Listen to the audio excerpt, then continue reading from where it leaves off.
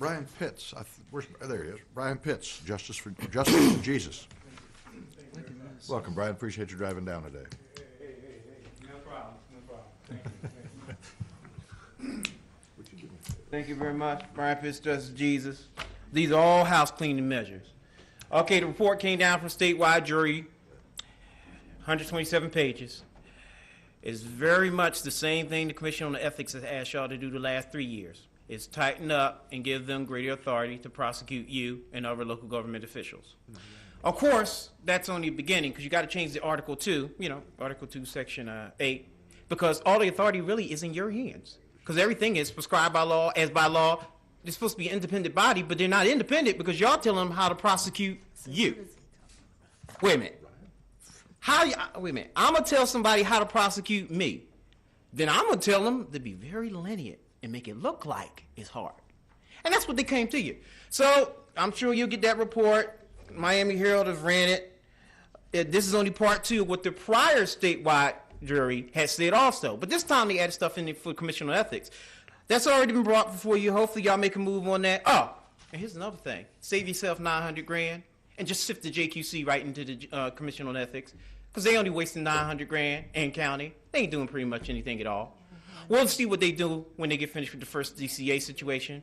Ain't nothing gonna happen with that. At best, public reprimand, because remember, they apologized to y'all in committee last week. Ain't nothing going on there. Judges got away with it again. Second issue, the statute 11.113.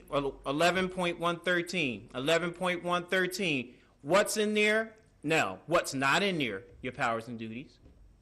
What also is not in there? Your real salaries. I brought this up last year to the panel. Well, guess what? They wouldn't have been arguing to you about immigration law if we knew what your powers and duties were. And they would know, I don't need to bring that here. I can go to the office because I see they take care of this. Well, the Constitution says that fixed by law shall be your compensation, powers, and duties. Ever since 1968, no legislative body has ever put their powers and duties in a simple statute like it's supposed to be. I didn't ask you what your duties is at the Capitol. Okay, here we go. I'm going to walk into your office. Okay, I'm going to go to my legislature and see. Actually, what am I going to their office to see about? I don't know what their powers and duties are. Oh, your salaries ain't $18,000 and leadership salaries. But you manage to come every day of our life anyway. No. Even not knowing our powers You just and had a duties. bunch of citizens here who did not know. And they actually spoke on their behalf, said they did not know. But now they will be involved in the process because by freak accidents they found out. Well, if your powers and duties were cited, they wouldn't have to be the freak accident like they did on 2 occasions here. A man sat up here and argued with you about the process. He didn't know the legislative process. And y'all argued back and forth with him. Well, if that was in the statute, he would know. Oh, I don't have to talk to y'all about that. I can deal with that because the powers, the process of whatever. Okay, again, see, you got me a call. Now, third issue, you got me okay, judicial reform. Now, I brought that back to y'all to 2007 about that. Now you're seeing. They striking stuff, they exceeding jurisdiction, the clerk's bill, they just got managed to get away with. Now the first DCA building, you had enough yet? Had enough yet? Oh, what happens? We're getting close because we're running out of time. Okay. Now, here's the thing. Hey, we told you in 2007 to cut them off. We, at the same time, supported their trust fund when it was brought by Victor Chris to you, which we helped assist do that. Oh, but here's the thing. Easy one. What happens when the judiciary violates separation of powers? What you going to do? Nothing. What you gonna do? I got a comment. Nothing. Hold on. We're wrapping it up. We're out of time. Senator Dietert? Well, I should probably say nothing, but frankly, you've lost your comic effect on me.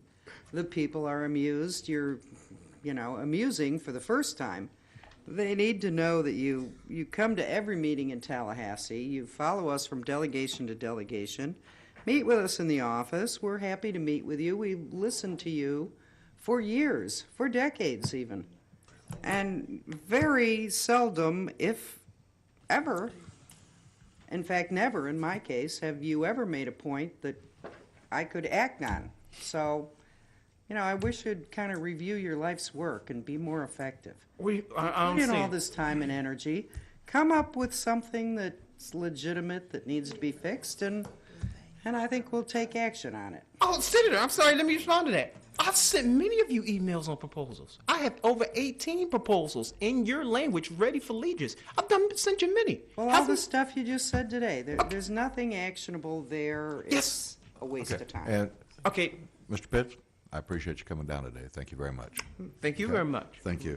My mama always told me if I don't say it, I'll bust wide open. Well, I was gonna say And that I ain't too. trying to do that. But as I was walking into the Criminal Justice Center this morning in Pinellas County, there was a gentleman there outside with his placards and his signs. And as always, when he sees me coming, he revs up the rhetoric and starts talking about government being in conspiracy with denying our children and killing our children. And you know the gentleman because he comes to Tallahassee all the time on children's issues, and he's passionate about it. And he accosts us in the hallways and at our committee hearings. And I just want to say that even though I disagree with 99% of what Brian Pitts and Justice for Jesus might say in these settings, it is democracy in action, and we've learned sometimes to filter the information, take that which applies, and use it, that which doesn't, reject it, like we do every other speaker.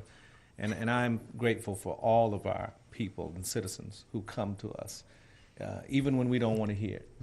You know, that's just part of what we're supposed to do. And I don't like that gentleman outside the Pinellas County Courthouse because he calls me by name, and he sees me in Tallahassee, and he travels up there, and he revs up the engine when he see me coming, and I know I'm finna get attacked about being a conspirator against the health of our children. But doggone it, that's just democracy. That's not a problem. That's why he had his same amount of time that everybody else did. Senator Bennett, I can't let it. I wanted to say something about that. Now, Mr. Pitts and I have had our differences, and he does engage in extensive diatribe throughout the session.